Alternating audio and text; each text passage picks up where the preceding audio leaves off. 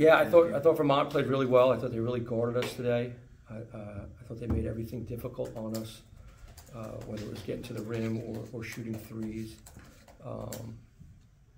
I just didn't think we looked like we had that same juice or flow that we've been playing with prior to Christmas break.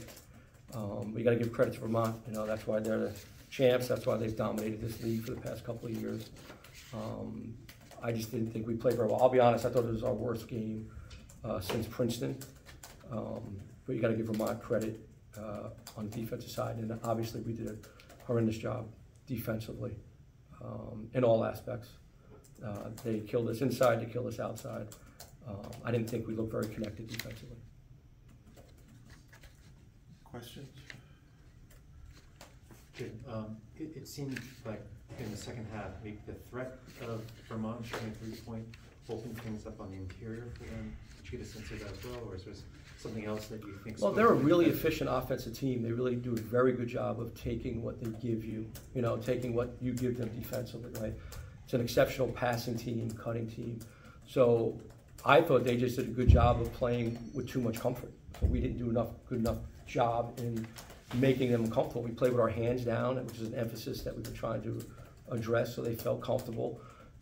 They post different people. It's not their forwards. They shoot threes, but they post their guards. I just thought we allowed them to get too comfortable offensively. The work that Penn was able to do for them, you were mentioning guards that are posted and stuff like that. The way that he kind of took over there a little bit there early in the second half, just how much do you feel like that created a little separation? Yeah, well, you know what, I thought in the first half too, I didn't think we did a good job of getting back in conversion. I thought we looked a little tired, to be quite honest. I didn't understand why.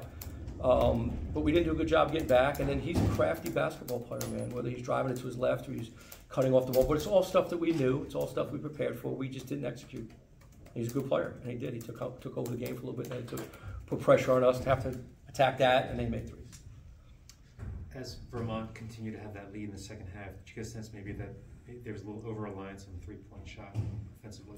It's just, they're such a good defensive team. I thought our guys were trying to take the right shots for us, the ones that we've made during the year. But again, I just didn't think we played very well on both ends of the floor.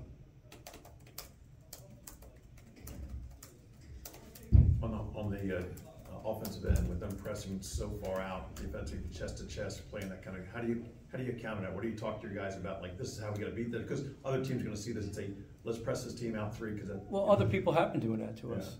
Everybody's been doing to us since you wrote the article about us making threes, and we've been more efficient offensively than we're here. They do a very good job of guarding their man, and they're bigger at the guard spots, and we had a hard time getting by guys.